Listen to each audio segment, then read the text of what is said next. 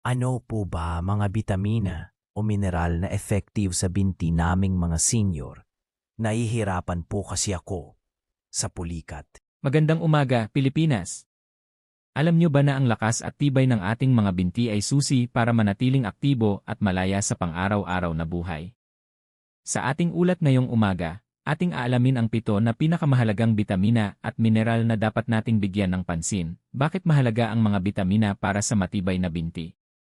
Ang ating mga binti ay ang pundasyon ng ating paggalaw. Sila ang nagdadala sa atin mula sa isang lugar patungo sa isa pa. Kapag malakas at matatag ang ating mga binti, kaya nating gawin ang lahat ng gusto natin, maglakad sa parke, maggrocery, mag-alaga ng apo, o kahit simpleng magtayo mula sa upuan ng walang hirap. Ngunit habang tumatanda tayo, may mga pagbabago sa ating katawan na nagpapahina sa ating mga binti. Bumibigat ang bawat hakbang at minsan, nakakaramdam tayo ng pananakit o pamamanhid. Ang mga simpleng bagay tulad ng pag-akyat ng hagdan ay maaaring maging mahirap na gawain. Kaya naman, mahalagang malaman kung ano ang kailangan ng ating mga binti para manatiling malakas at masigla. Ang sikreto ay hindi lang sa ehersisyo, kundi pati na rin sa tamang nutrisyon. Ang mga bitamina at mineral ay parang gasolina na nagpapalakas sa makina ng ating katawan, sa kasong ito, ang ating mga kalamnan at buto sa binti. Hindi lang sila nagpapalakas ng muscle fibers, kundi tumutulong din sila sa pagpapabuti ng daloy ng dugo, pagpapatatag ng buto, at pagpapanatili ng maayos na komunikasyon sa pagitan ng utak at mga kalamnan. Sa pamamagitan ng pagkuha ng sapat na sustansya, maiiwasan natin ang panghihina ng kalamnan, pulikat, at ang matinding pag-aalala sa pagkadapa. Ngayon, alamin natin ang 7 na pinakamahalagang bitamina at mineral para sa matibay at malusog na mga binti. Una, Vitamin E, ang sunshine vitamin. Napakadaling isipin na ang vitamin ay para lang sa malakas na buto, ngunit ang totoo, may malaki itong papel sa kalakasan ng ating mga kalamnan. Sabi nga nila, ang katawan ay parang isang makina, at ang vitamin ay ang langis na nagpapaandar dito. Paano ito nakakatulong? Direkta nitong pinapalakas ang mga muscle fibers at tinutulungan ang komunikasyon sa pagitan ng utak at mga kalamnan sa binti. Kapag sapat ang vitamin E sa katawan, mas mabilis tumugon ang mga kalamnan na mahalaga para sa balanse at mabilis na reaksyon kapag may biglaang paggalaw o kapag nadulas. Ang kakulangan nito ang kadalasang dahilan kung bakit nagiging matamlay at nanghihina ang mga binti, lalo na sa mga senior citizen na hindi na masyadong nakakalabas. Pinoy-friendly na pinagkukunan, ang pinakamadali at pinakamurang paraan ay ang paglubog sa araw. Maglaan lang ng 15 hanggang 30 minuto sa umaga, bago mag-alas 8, habang hindi pa masyadong matindi ang sikat ng araw. Kung pagkain naman, mainam ang mga matatabang isda tulad ng sardinas at tuna na madalas makita sa mga pamilihan.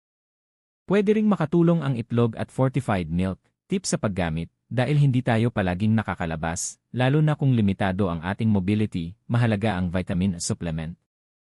Kumonsulta sa doktor para malaman ang tamang dosage, na karaniwan ay 800 hanggang 1000 international units kada araw.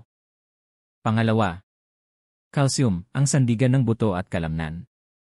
Ang calcium ay parang bakal sa isang gusali, ito ang nagbibigay tibay sa ating mga buto.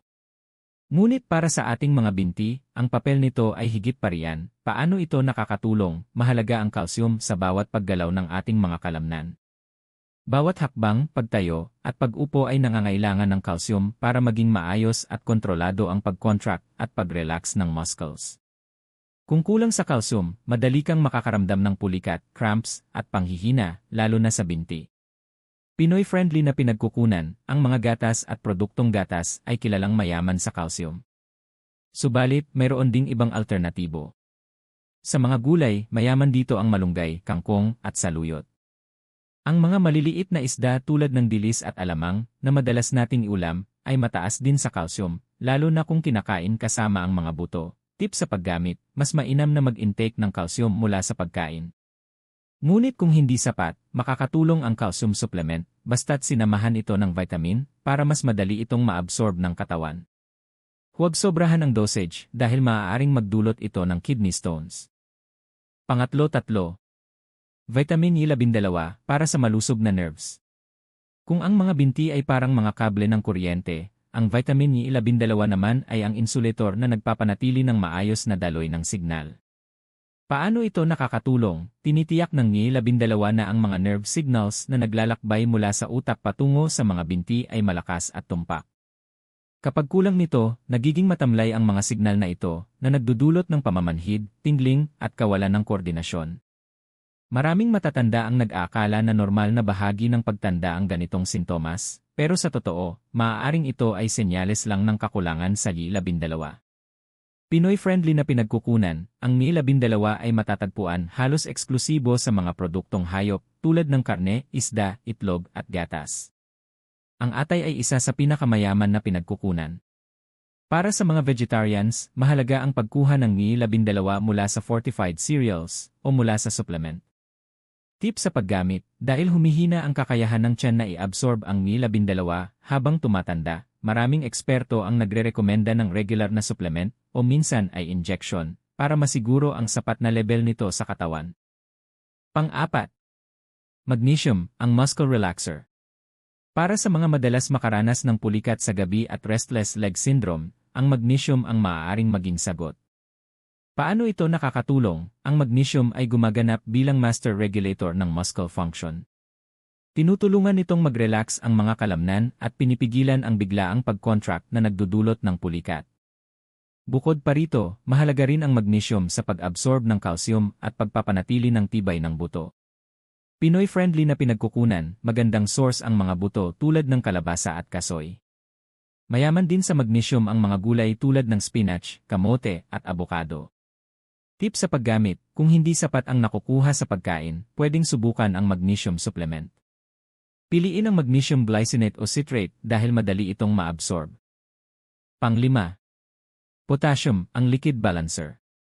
Kung ang magnesium ay para sa muscle relaxation, ang potassium naman ay para sa muscle contraction. Ang dalawang ito ay nagtatrabaho ng magkasama. Paano ito nakakatulong? Tinutulungan ng potassium ang pagbalance ng fluids sa loob at labas ng muscle cells. Kapag bumaba ang level nito, ang mga muscles ay hindi maayos na kumokontrata, na nagiging sanhi ng pulikat. Responsable rin ang potassium sa maayos na pagpapadala ng nerve signals, kaya nakakatulong ito sa pag-iwas sa panginginig ng binti. Pinoy-friendly na pinagkukunan, ang sikat na saging ay kilalang mayaman sa potassium, pero marami pang iba. Magandang sources din ang kamote, abokado, at patatas, lalo na kung kinakain ng balat. Tip sa paggamit, mas mainam na kunin ang potassium mula sa pagkain.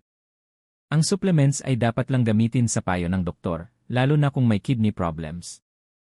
6. Vitamin A, ang traffic controller ng calcium. Marahil ay hindi mo pa naririnig ang vitamin A bilang mahalaga sa kalusugan ng binti, pero napakahalaga nito sa kalusugan ng buto. Paano ito nakakatulong? Isipin mo na ang vitamin A ay ang traffic controller na gumagabay sa calcium. Tinitiyak nitong ang calcium ay mapupunta sa buto at hindi sa arteries, kung saan maaari itong magdulot ng stiffness at cardiovascular problems. Kaya, kahit uminom ka ng sapat na calcium, hindi ito magiging epektibo kung kulang ka sa vitamin A.